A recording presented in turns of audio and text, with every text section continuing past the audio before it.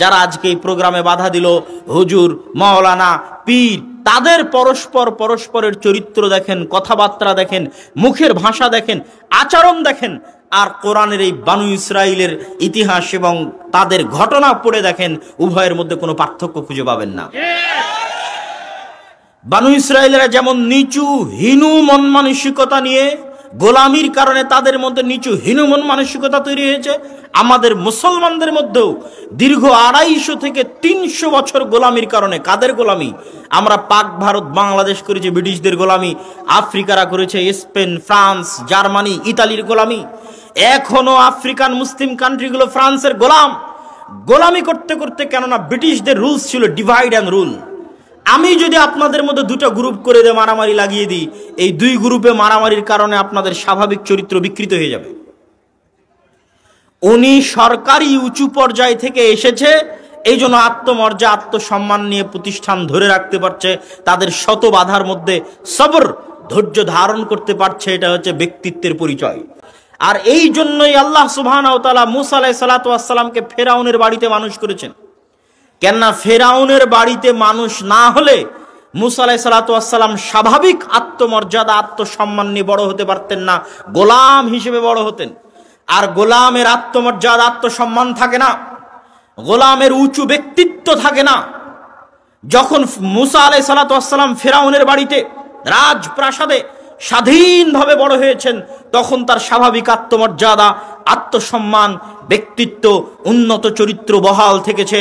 তখনই যখন রাজপ্রাসাদ থেকে বের হয়ে দেখেছেন যে একদল ফেরাউনের বাহিনী বানু ইসরাইলের লোকদের উপর অত্যাচার করতেছে, তখন তিনি সহ্য করতে না পেরে এক থাপ্পড় বসিয়ে দিয়েছেন। এই থাপ্পড় বসিয়ে দেওয়ার জাজবা গোলামের থাকে না, এই থাপ্পড় বসিয়ে দেওয়ার জাজবা গোলামের মধ্যে তৈরি হয় না। এই থাপ্পড় বসিয়ে দেওয়ার জাজবা মুসা আলাইহিস সালামের মধ্যে এসেছে স্বাধীনভাবে বড় হওয়ার জন্য, আত্মমর্যাদা, আত্মসম্মান নিয়ে বড় হওয়ার জন্য। পবিত্র কোরআনের একটা অক্ষরেরও দাম আছে। পবিত্র কোরআনের একটা অক্ষর সমান 10 নেকি। সেই পবিত্র কোরআন আল্লাহ পূর্ণ করে রেখেছে বানু ইসরাইলের কিসসা দিয়ে, বানু ইসরাইলের ঘটনা দিয়ে। সূরা বাকারায় আল্লাহ সুবহানাহু ওয়া তাআলা ইন ডিটেইলস বানু ইসরাইলের ঘটনা বলেছে। কেন?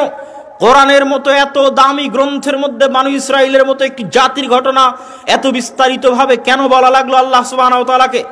আদ, সামুদ, কওমে লূতের ঘটনা এত বিস্তারিত আল্লাহ বলেনি যত বিস্তারিত বানু ইসরাইলের ঘটনা বলেছে, যত বিস্তারিত মুসা এবং ফেরাউনের ঘটনা বলেছে। তার কারণ হচ্ছে একদিন মুসলমানেরা বানু ইসরাইল হয়ে যাবে, যেন মুসলমানেরা সূরা বাকারা পড়ে তৎকালীন বানু ইসরাইলদের স্বভাব দেখে শিখতে পারে যে আমরা আজ ওই যুগের বানু ইসরাইলদের মতো হয়ে গেছি। ওই যুগের বানু ইসরাইলদের দুই একটা স্বভাব আপনাদেরকে তুলে ধরি। চোখের সামনে বানু ইসরাইলরা দেখলো যে আল্লাহ ফেরাউনকে ডুবিয়ে দিলেন। চোখের সামনে বানু ইসরাইলরা দেখলো যে তাদের জন্য আল্লাহ সমুদ্রের মধ্যে রাস্তা তৈরি করে দিলেন।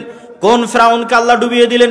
ইযাববিহুনা আবনাকুম ইস্তাহয়ুনা নিসাকুম, যেই ফেরাউন চোখের সামনে তোমাদের ছেলেদেরকে জবাই করত আর তোমাদের মেয়েদেরকে বাঁচিয়ে রাখতো, এই ফেরাউনকে আল্লাহ ডুবিয়ে দিয়েছে আর তোমাদের জন্য সমুদ্রের মধ্যে রাস্তা তৈরি করে দিয়েছে। এই বানু ইসরাইল এত বড় নিয়ামত দেখার পরও সিনাই মরুভূমিতে এসে মুসা আলাইহিস সালাতু ওয়াস সালামকে বলে তোমার তাওরাতের উপর ঈমান আনয়ন করব না, তোমার আল্লাহর প্রতি বিশ্বাস স্থাপন করব না।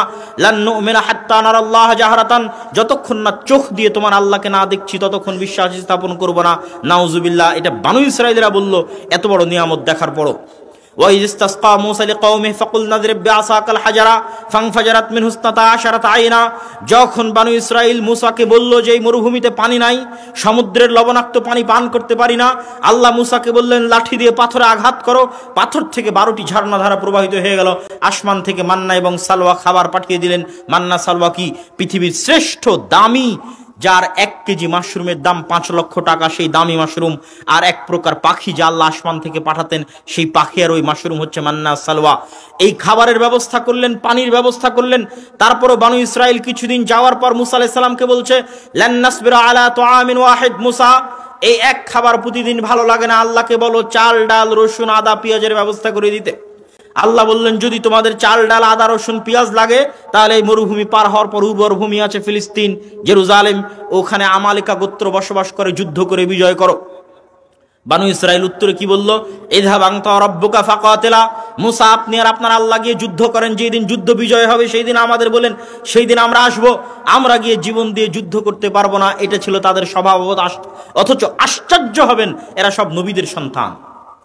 আল্লাহ নিজে কোরআনে তাদেরকে বলতেছেন তারা হচ্ছে ইয়াকুব আলাইহিসসালাতু ওয়াসসালামের সন্তান। সমুদ্রের মধ্যে যখন রাস্তা তৈরি হয়েছিল তখন 12টা রাস্তা তৈরি হয়েছিল কেন? ইয়াকুব আলাইহিসসালামের 12 সন্তানের জন্য।